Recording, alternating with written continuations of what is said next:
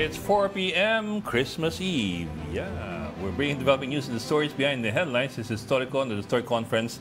I'm Ed Lingao. Some stories we're watching this Christmas Eve, Tuesday, December 24.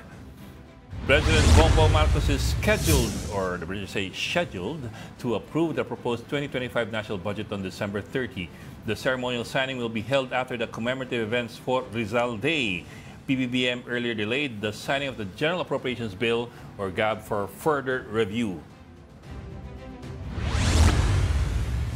Ash emissions from Canlaon volcano in Negros were observed today. The emissions produced gray plumes rising 1,200 meters above the summit around 11:37 a.m. Canlaon remains under alert level 3. And Defense Secretary Gilbert Teodoro has defended the military's plan to acquire mid-range missile assets for joint exercises. Exercises lang? Mahal yun. Mahal na exercises. Oh, baka hindi exercise yun. But Teodoro called the move, and we quote, completely legitimate, legal, and beyond reproach. Earlier, Beijing criticized Manila's plan, calling it a provocative move that would stoke regional tensions. And joining us today, Storycon's Papa ng Pasko, our political pundit, Tito Ronald Llamas. Okay. Merry Christmas! Merry Christmas! Problema niyan, baka marami yung humingi sa akin ng pamasko niyan. O ito, yung Papa ng Pasko. Ito yung prinsesa ng Parañaque. From the Philippine Star, Editor-in-Chief, Ami Pamintuan. Ami, good afternoon and maraming salamat sa iyong Merry Christmas. Salamat sa pasalubong mo rito, sa regalo mo. Masarap. Natanggap mo ba yung... Naluto ko. Natanggap mo ba din yung aming pamasko ni Ed? Napadala mo? Baka hindi pa hindi typhoon Christmas message ba yan? Hindi typhoon missiles. Hindi typhoon missiles yung pinadala namin dyan. Baka next year. Message. Baka next year dadala. Baka yung kurin, naglalakad lang ata. Papadala namin via drone. Parang sa Ukraine. Kukunin ko yung drone. Ami, but thank you Kukunin ko yung drone. Mahal yan. Hindi alam na marami si Ami, magaling yan mag-bake. Ay, pwede kami pwede kami mag-Iron Chef, no? Pwede kami maglaban yan. Ako nag-bake nun, ha? Pwede kami maglaban yan. Kami, Iron Chef recipe tayo, ko Ami. yun. Pagalingan tayo ng luto. Recipe ko yun. Puro naman kayo may press warning release. May warning, Department of Health. Holiday Heart Syndrome. Kaya pag dahan-dahan ang kain ng hamon at lechon. Akala ko para sa mga malamig ang puso. Ngayong Pasko, hindi pala. DOH yan eh. Para sa matabang puso pala. Naka-code white alert na mga ngayon, mga ospital ngayon. Saka yan nga, dahil sa dami ng cholesterol na kinakain. Paano yung puso ko? Ang puso mo? Bopis na yung puso ko eh. Marami namang... Tirad-tirad na eh. No, kasi marami kang... parati kasi mainit masyado yung puso mo. Kaya tirad-tirad na eh. Kaya giniginiling. Yan ang problema sa mga broken-hearted. Ako naman. Hindi kasama yun dyan. Hindi kasama yun yung pagkain lang yan. At Bok, pakita natin yung bigay sa atin ni Tito Lord. Sige.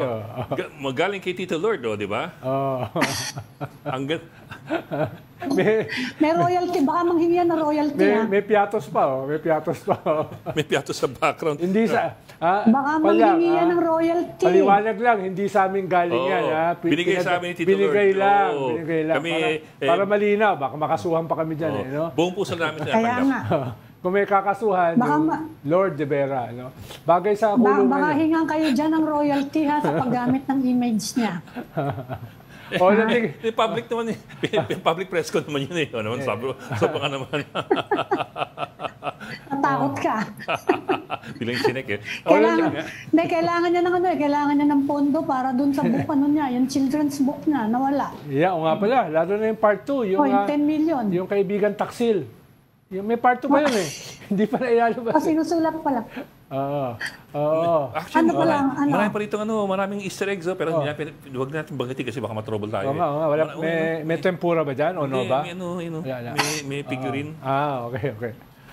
Anyway, sige. We cannot show it kasi baka matrouble si Lord. Bilib ka ba, Ami? Pipirmahan na ng presidente? Sa last day. Oo nga eh. Last day ng taon. Pero tinitingnan ko eh. Ano lang ang pwede niya magawa kasi sinabi na rin nila eh. Napirmahan na daw, ayaw niyang ibalik sa BICAM. So palagay ko magkakaroon lang ng supplemental budget. Yung education, Tapos wala na, ewan ko kung magla-line item veto siya. Baka nagtsugi siya baka nagtsugi siya ng ilang linya. Baka mag-line veto siya para medyo mabawasan ng konti yung DPWH. No? Dahil yung supplemental kasi next year pa yun eh. Hindi siya pwede mag-supplemental ngayon eh. No? Oo nga. Saka, pag pinirmahan niya yun, baka siya, yun na nga ang warning nung kanyang si Ate Aimee. Maging vulnerable siya. Oh. Yun, constitutional challenge yun. Yes. Delikado yun. Yes. Pwede nga impeachable offense yun. Yes. And sa mga picture na nilabas ng Malacanang, kasama yung Public Works Secretary eh. So baka, baka nagbabawa sila. And also kasi, Bok, yung 288 billion, dinagdag lang yan eh. Wala naman yun sa NEP na pinapos ng DPWH. Bawal yun. Although madalas ginagawa yun. So, Public Works did not ask for it. So, ang gawin niya, mag-line veto siya, tapos yung mga tatanggalin niya, pwede kong ipadala sa GCash next month. Talaga? Pwede kong ipadala. No? Bigay yung number ko. Para naman di sumama yung loob ng mga tao niya, di ba? Papadala ko. Pero hindi na, Ronald, hindi na yan ma-realign, ano? Kasi yung ibang mga loko sabi hindi daw tanggalin dun sa, kasi inad sa di ba? Bawal yun eh. Inad sa DPWH, baka daw itago sa budget ng ibang mga department. Dahil construction yan eh. Yes. Sabihin, paggawa ng classroom, paggawa ng office, di ba? Pwede ba yung gawin? Oo, itatago na lang nila yun. Tatago na lang yun. Usually naman ginagawa yun eh. No? Kaya nga. Pero hindi na pwede re-enacted. Election year eh. Hindi na. Election year hindi eh. Pwede. Kaya nga. Pero yun ang babantayan nga natin kung saan mapupunta. Kasi almost 300 billion yung matatanggal ko sa sakali.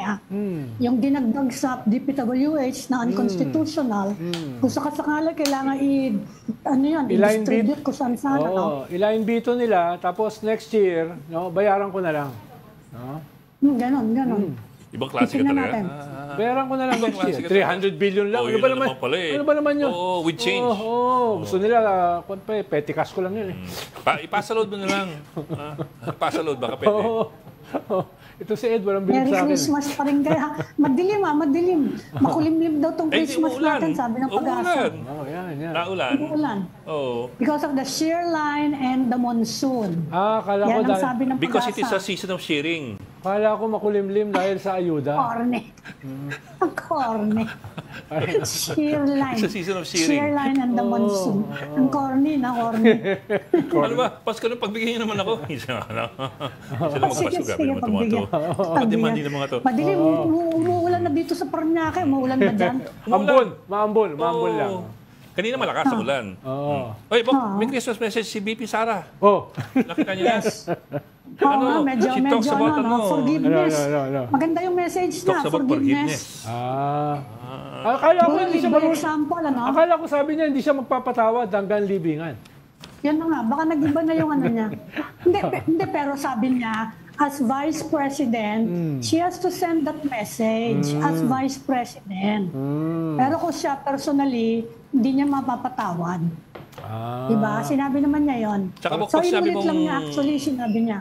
Pag sinabi mo hanggang libingan, ang libingan ngayon hindi na permanente kasi nga papahukay, papatapon. Sa bagay.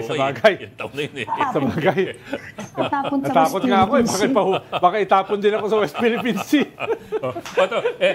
And we quote from VP Sara, sa ating pagsariwa ng diwa ng Pasko, tayong lahat ay tinatawag upang maging mapagpatawad, bukas palad, at mapagmahal sa ating kapwa. Ang alam ko lang talaga mapagmahal dito si Tito Ronald eh. Tama. Ba't bigla ka tumahimik? Ang problema, parang wala naman nagmamahal sa akin. Ayun lang. Matotrobal si tinatawag lang naman, yung spirit, tinatawag lang. Hindi naman niya sinabing siya yung magpapatawad. It's just a message. Kayong lahat magpatawad kayo eh. Tingnan mo, editor eh, no? Editor, ine-edit na yung message eh. Importante yung nuancing eh. Editor, di ba? Kailangan eksakto. Yung kasi baka sabihin niya, bakit sinabi ko magpapatawad ako? Oh, hindi nga naman yung sinabi. Oo. Kawawa naman yung mga staff ng Philippine Star kung ganyan ang editor. Apple juice para kay Abby. Apple Happy- juice. Merry Christmas! Merry Christmas! Apple juice. Merry Kanina pa Christmas, kami ako tubig lang. kanina pa kami nag-apple juice dito eh. Bakit apple juice? May na-advertise ba kayo dyan? Hindi, kulay Alam mo, kulay apple namumula na yung pisngi namin sa apple juice. Ano ba ang kakulay ng apple juice? Teka. Oo, Baka matrouble tayo. Meron tayong, may naghihintay sa atin. Mojos yata. Alam ko may naghihintay kanina. Ayun Nakita naman ko yung eh. Yes, meron. Oh, sino mojo natin yan? Sa Meron. mga istasyon ng bus. Sige, alam mo natin nangyayari sa mga bus terminal. Importante to dahil maraming gusto pang humabol. Let's bring in Nakalusot na nakalusot na sa Andaya Highway. Let's bring in our mobile journal, RR Tumise. RR, asa ka ngayon? Hello, Merry Christmas po. Merry Christmas po, Sir Ed. Nako, Merry Christmas kagad ng banat niya. Wala, naririnig po ba ako? Merry Christmas. Naririnig ka namin. Merry Christmas. Yes, ma'am, nandito po ako ngayon sa isang bus terminal dito sa Cubao, Quezon City, kung saan naghahabol po yung maraming chance passenger para makauwi sa Noche Buena para makasama yung mga pamilya nila sa kanilang mga probinsya mamaya. Naku, kawawa naman, mga chance passenger eh. Ibig sabihin, pwedeng hindi sila makasakay.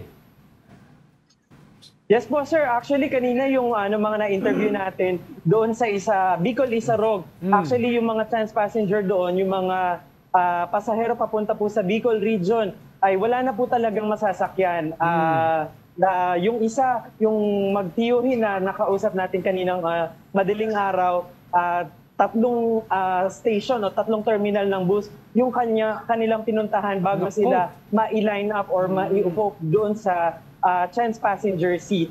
And talagang marami sa kanila yung naghahabol. Pero limitado lang talaga dahil isa or dalawang bus lang yung inilaan ng mga bus station dito sa Cubao, Quezon City na papunta sa Bicol. Pero maswerte naman yung ibang mga pasahero papunta dun sa mga karatig probinsya natin kagaya dito sa Batangas, sa Laguna, Bulacan dahil tuloy-tuloy yung biyahe dyan. Tuloy-tuloy din yung biyahe ng bus papunta sa North Luzon at sa Central Luzon. Kasama dyan yung sa Zambales, yung sa Olongapo, and of course yung sa North, yung sa Baguio City. Papadala ko sana yung helicopter ko dyan kaso sira yung spark plug eh. Ay, madaling palitan yun, madaling palitan yun. Yan lang sa gas station meron, no? I-volte mo na. Laruan niyo ko spark plug. Laruan niyo. RR, sinabi ba nung may-ari yung mga operator ng bus kung bakit ko konti yung papunta sa Bicol?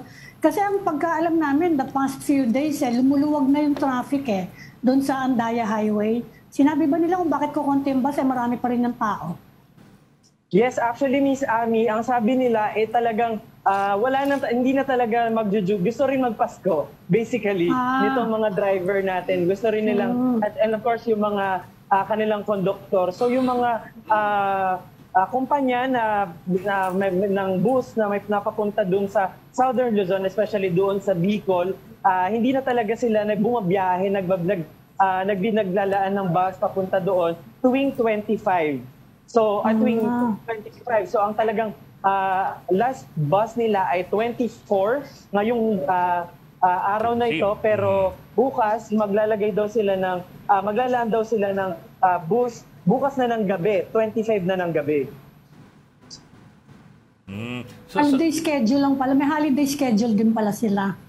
Anong sabi ng mga pasahero? Di ba sila lilipat doon sa Pitix? Baka mas marami doon baka mas maraming bus doon. Actually, Miss Ami, ganun din po yung lagay ng mga chance passenger sa PTEX kasi naglabas din yung PTEX kanina. Actually, kagabi pa po, naglabas na yung PTEX ng mga schedule nitong mga bus company na yung mga babiyahe at hindi mga babiyahe para ngayong araw 24 at bukas 25. And marami sa kanila na biyahe papuntang Bicol ang hindi na talaga magbabiyahe ng papuntang Bicol on the 25th, mismong araw ng Pasko. Ako, I understand naman na syempre the drivers and the conductors also want to have a Christmas break and all that. Pero kahit paano kasi the past few days, ang laki ng naging backlog para sa mga pasahero because of the traffic.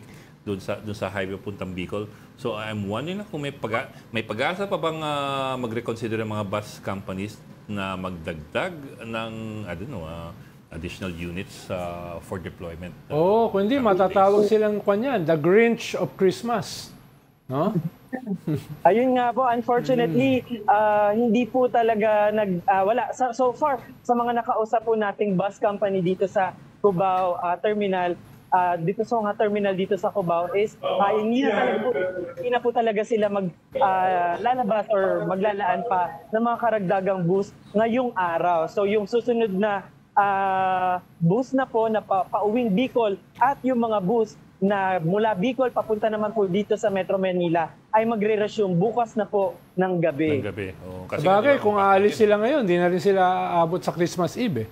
Hindi, 12 oras. Ayun nga po. At least Christmas Day. Christmas Day, pero Christmas Eve yung mahalaga sa marami, di ba? Yung Noche Buena. Ayun nga po yung sinasabi nga po nila, Christmas Eve po talaga yung pinaka-importante sa kanila. Kaya marami rin po doon sa ating mga pasahero kanina na nakausap na kumbaga gumive up na rin po. At dahil yung isa pong bus company na nakausap natin ay 20 packs lang yung kumbaga inaccept nila na tinanggap nila bilang chance passenger out of 100 na nakapila doon sa kanila. Naku, 1 out of every 5. Buti na lang, merong kon ngayon. Meron ngayong mga Viber, WhatsApp, pwede nilang tawagan, di ba? Pwede sila mag face-to-face. Pero yung mga operator, anong sabi ng mga operator? Okay na yung mga bus nila na nanggaling sa Bicol? Nakalusot na? Yes po, Miss Ami. Actually, sabi nga po nung maraming dispatcher dito is maluwag na nga po yung daan doon sa yung maraming daan papunta mula Bicol, mula mainland Bicol papunta dito sa Metro Manila. Maluwag na po yung daan relatively compared ng mga nakaraang araw, pero yun lang po talaga yung problema dahil kahit wala na pong build up ng traffic is wala po talagang biyahe na dahil kino-consider po talaga nila is konti na rin naman po kasi yung kumbaga yung demand ng mga pasahero, although kumbaga kung ikukumpara natin, marami pa rin po yung 100 pero para po sa kanila, hindi na po kumbaga worth it. Baka pumalugi lang din po sila. Ang isang daan, ilang bus yun? Ilan ba bus ngayon? Ilan mga isa, dalawa. At most, dalawa. Dalawang bus po yun. Yeah. Tapos kino-consider rin po kasi nila yon kasi mula po sa Bicol, babalik po dito sa Maynila and then yung magbabalikan po. So hindi po nila alam, baka malugi pero din. isang kwan lang yan, isang bus terminal lang yan. Paano pa yung mga iba? Malamang meron din doon mga chance din, di ba?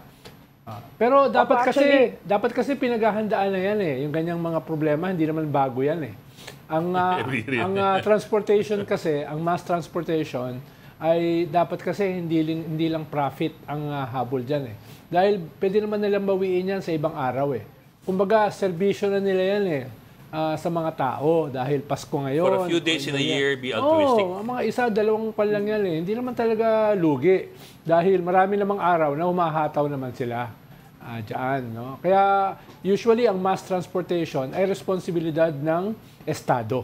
No? Halimbawa sa mga maayos na mga bansa. Sorry. Agree naman po doon, sir. Kaya lang yun nga lang po. Konting pitik lang. Merry Christmas. Merry Christmas. Alam mo, agitator talaga to si Tito Ronald. Alam mo na saan patungo Hindi, kaibigan ko yan si Secretary Bautista. Secretary, Merry Christmas. Paalala lang. Dapat yung transportation ay right ng lahat. Hindi yan dapat usapin lang ng tubo, ng kita. Dapat usapin yan ng serbisyo. Paalala lang naman. It is not a privilege, it is a right. Yes. Umayos ang bansa mo. With that, amen na, amen. Amen. Baka kung saan pa pumunta.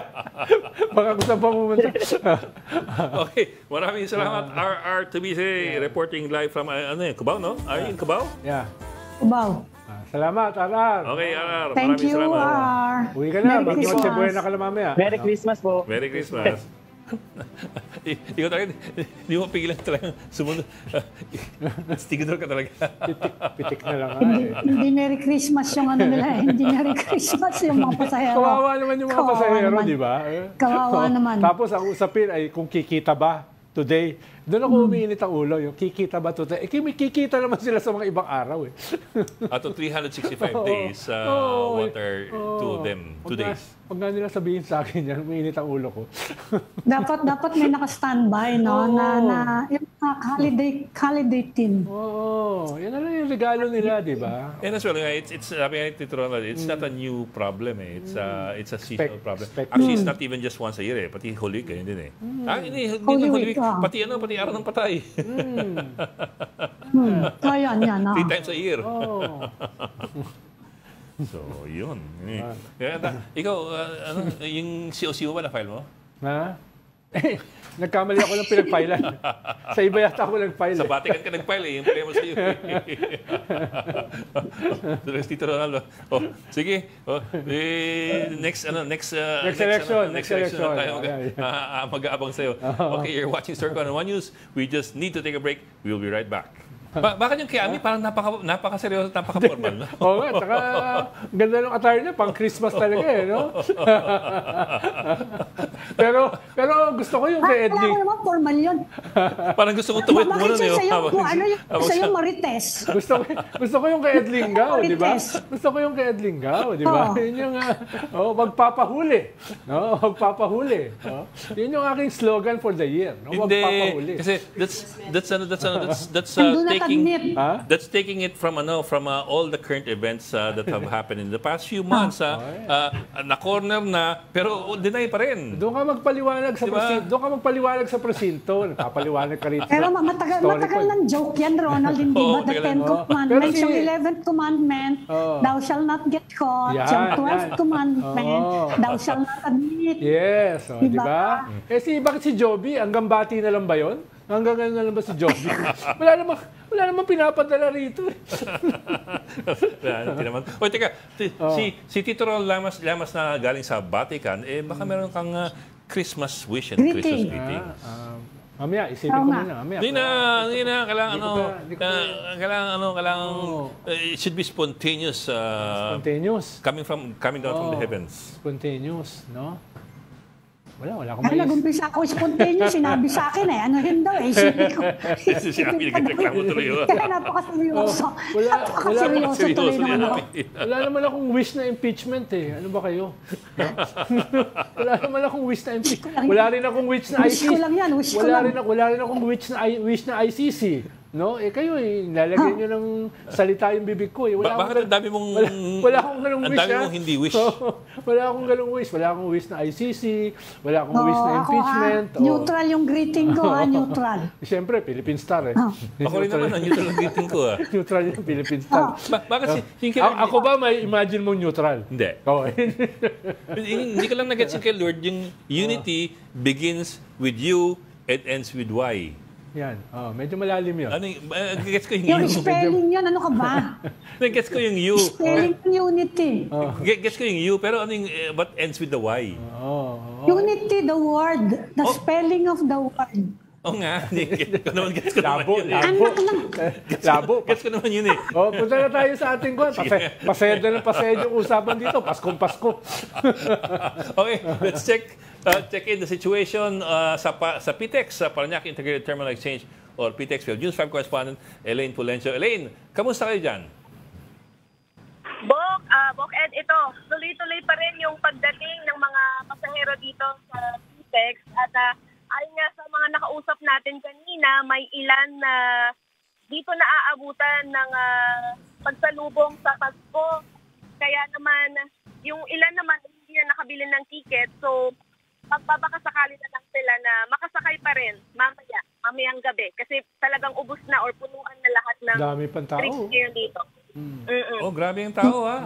This is itong shots na to just a few minutes ago lang. Ganyan karami pa yung tao hanggang ngayon. Yes, Ed, kanina lang yan. Just mga morning, this morning, and then itong after lunch, talagang dinagsa pa rin. As a matter of fact, ang sinabi ng pamunuan ng PTEX, yesterday, yun na yung mga pasahero. But today, ang dami pa rin talagang humahabol. Alam mo, nakapagtala na nga ang PTEX ng more than 300,000 since yesterday until today. At expected na dadami pa yan hanggang mamayang gabi. Pero ayun nga, ayon sa pamunuan, better na i-check pa rin sa online or website ng kanilang mga sasakyang bus line kung talagang mayroon pang available na biyahe para hindi naman sayang yung pagpunta nila dito. Kasi as of now, ito, nag-check tayo, talagang fully booked na, lalo na yung mga biyaheng Panaga, Albay, even Leyte. Bicol. Kano kaya karami dyan ng mga chance passenger? Ano sa isang istasyon sa Cubao, mga 100 eh. Pero yan, mukhang mas marami dyan. Marami dyan eh. Mukhang libo dyan ang chance passengers. Oo, actually, tinanong natin yan kanina, pero walang Wala. Nawala siya. Sa dami ng mga pumupunta dito, more or less, hundreds na din yung nagbabakasakali na makasakay tonight. Elaine, talaga bang napakarami ng tao o kokonti yung bus? Sapat naman Kasi daw dun yung sa bus. kabila, yung sa kabilang terminal ano daw Oo, ang sabi naman, sapat daw yung bus. It's just naipit sila sa traffic going back here mula doon sa mga nauna ng trips papunta nga sa mga probinsya. Lalo na dito sa part ng Luzon, Bicol, kung saan talagang heavy traffic yung nararanasan. Kaya yung interval ng bus, instead na mabilisan, napapatagal, nadidelay because of yung traffic na nasasalubong nila along the way. Pero Elaine, sabi nakadaan na raw sa Andaya Highway, yung papuntang Bicol, na na-ease na siya, may nabuksan ng I think about 3 lanes. So, dagsa pa rin ba talaga yung tao o talagang kulang pa rin talaga yung bus natin? Talaga bang kulang yung bus natin? Kanina may mga nakaalis na rin. Ito yung mga naantala yung biyahe since kahapon. Pero kanina nabawasan na actually yung mga nandito sa PTEX. At yung mga nakausap natin ngayon, ito yung mga kadarating lang. At ngayon pa lang talaga kukuha rin ng ticket nila going to Bicol. Pero ang sabi ng ilang bus line na nakausap natin, may mga available na biyahe tonight, 4 p.m. hanggang 7 p.m. papuntang Bicol. Elaine, tapos so malinaw yun na wala nang fully booked na, wala nang available seats except lamang kung merong magbaback out o magka-cancel, ganun ba? When you say they're fully booked, wala ka nang mabibiling ticket. Ito yung nilinaw natin kanina kasi may ilang bus line na talagang fully booked na yan hanggang December 30. Pero may ilang bus line naman na available pa yung kanilang mga biyahe going to Bicol kasi yan talaga yung mostly napupuno. Pero yung available na biyahe na lang daw nila just in case may mga magbabaka sakaling pumunta ngayon is hanggang 7 p.m. tonight. Teka. So may possibility na may available buses pa na out of schedule, kumbaga wala sa schedule na biyahe? O yung isang bus line na nakausap natin kanina as of 3 p.m., sabi niya, may mga biyahe pa sila in a certain point dito sa Bicol. Pero might as well, i-check na rin na lang nila bago pumunta kasi baka nga napuno na rin. Kasi 3 pa yun magpo-5 na ngayon. Oh, okay. Just to be clear, so pag sinabi niyang may biyahe pa, ibig sabihin that was off schedule nga. Kumbaga, it's an addition? Or it's a regular schedule? Yes. Oo, yes, Bok. Bagong biyahe yun sa isang bus Bagong line. biyahe, Pero yung ibang, dinagdag lang. yung ibang bus line totally wala na hanggang December 30. Okay. Elaine, may estimate ba yung PTEX kung mga ilan yung chance passenger as of today? Kasi dun sa kabila, mga 100 daw Dito kaya sa PTEX? Nako, sinataya siguro more than 100 yung chance passenger ngayon dito since today doon sa ibang pauwi ng probinsya. Pati rin sa Leyte, kanina may nakausap tayo, wala na rin talaga silang mabook. So, yung ilan, nag-uwian na lang at babalik na lang daw sila sa mga susunod na araw para makauwi naman sa kanilang probinsya just in time for bagong taon New naman. Year. Oo. For New Year na. Isang linggo pa yun Yeah. Okay. Sige. Sige, siguro huling hirit lang, Elaine. Doon sa mga nagbabakasakali pa, sa anong kailangan nilang gawin? Yung mga gusto mag-check kung pwede pa umuwi. What do they have to do? Okay. Yun ang paalala nga ng pamunan ng PTEX na pag wala pa silang nabook online, mag-check na lang din sila doon sa bus line na usually sinasakyan nila kung may available pa para hindi na rin masayang yung pagpunta nila dito sa PITX. So first, check online. Secondly, I suppose, check with a phone call. And last resort na dapat yung pagpunta sa PTEX? Yes. So, kasi parang every hour nagbabago-bago yung biyahe. So, kanina 3 p.m., marami pang biyahe. Ngayon, we will check again kung meron pa bang available na biyahe or lahat na book na ulit ngayon magpo 5 p.m. Okay. Elaine, anong pinakamalayong destination dyan? May kasama ba dyan yung sasampa sa Roro? Between Luzon and the Vision na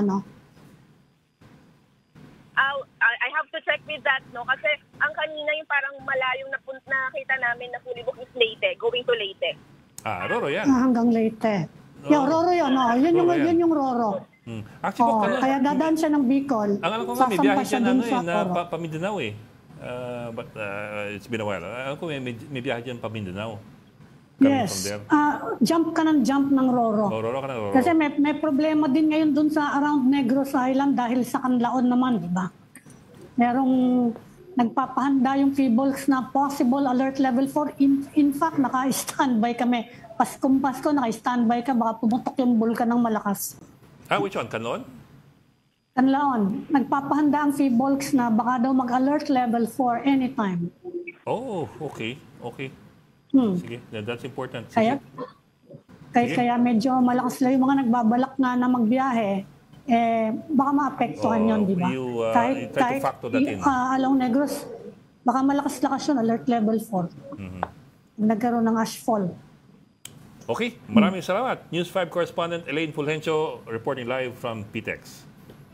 Thank you, Elaine. Merry Christmas. Merry Christmas. Merry Christmas, Elaine. Merry Christmas, Elaine. At Tito Ronald, yung iyong pabati, handa mo na. Yung pabati mo, na-compose mo na.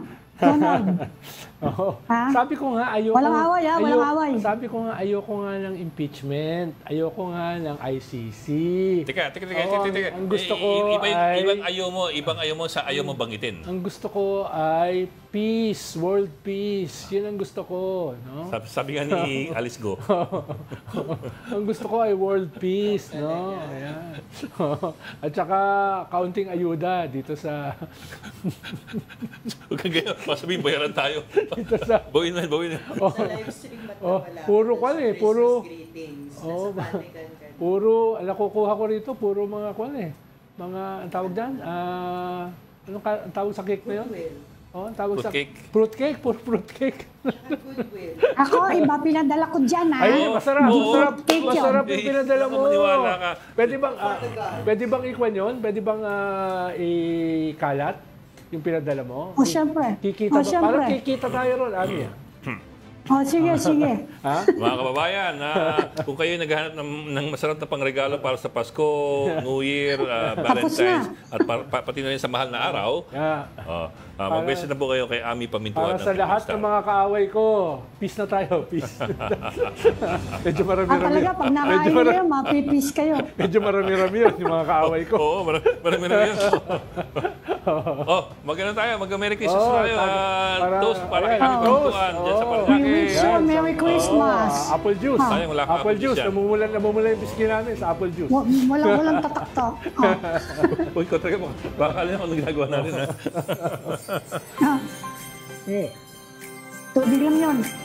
Okay, we'd like to say thank you to everybody na sinamahan tayo the whole time na on air ang Storycon. Naway umabot tayo sa 1,000. Pero pang the big story mamaya, di ba? Magkikita pa tayo ron, di ba? The big story pa mamaya. Pero Merry Christmas, everybody. Merry Christmas. No? in the end, Christmas is not about not about the greetings. It's about looking back at the year and seeing how you lived your life and when you made people happy. And about good friends. Diba? Ayan po yung ex-seminaristang Edlingaw, ha? Uy! Pandin ako. Muntik din ako maging seminarista. Yung muntik na ex-seminarista. Bakit tinutuloy? Notre Dame. Nung nagkuhan kami. Yung muntik na. Kinakumbinsi ako ng aking professor. Hindi, teka. Ang intindi ko sa'yo, nagseminaryo ka, hindi dahil doon. Nagseminaryo ka dahil ginawa mong safe house sa seminaryo. Frustrated nga eh. Meron kaming kuwang kasi. Hindi, nagtago siya doon. Meron kaming career week. Career week nung high school, fourth year. Kinukumbinsi ako magpare. No? Dahil daw, bagay daw ako. Bagay ka Friday. Bagay daw ako. Bakit hindi natuloy? Ano, no? Bakit hindi natuloy? Bakit hindi natuloy? Ayaw nung girlfriend ko eh. Okay, tapusin na natin siya. Matotrouble na tayo. Okay. Ikaw talaga. Okay. Maraming salamat. Tapusin natin yan bago matrouble lahat. Thank you for joining Stories of the Day. Aming pamintuan, editor ng Philippine Star, and Tito Romal Llamas, ang pahamak ng mga political pundits. Merry Christmas! Ho, ho, ho! Sabi nga ni Gretchen Ho. At saka ni Manny Mugato. Ho, ho, ho! Manny Mugato. Ang corny natin. Corny. Ang corny. Corny Corny ng nyo ending talaga. Manny Mugato. Okay. Tomorrow, I think we have a special for tomorrow, so we won't be live.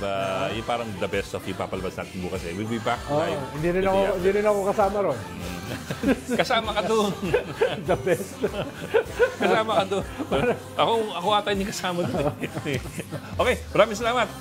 This is StarCon. I'm Ed Linga. We're One News, all sides, all the time. Merry Christmas. Merry Christmas.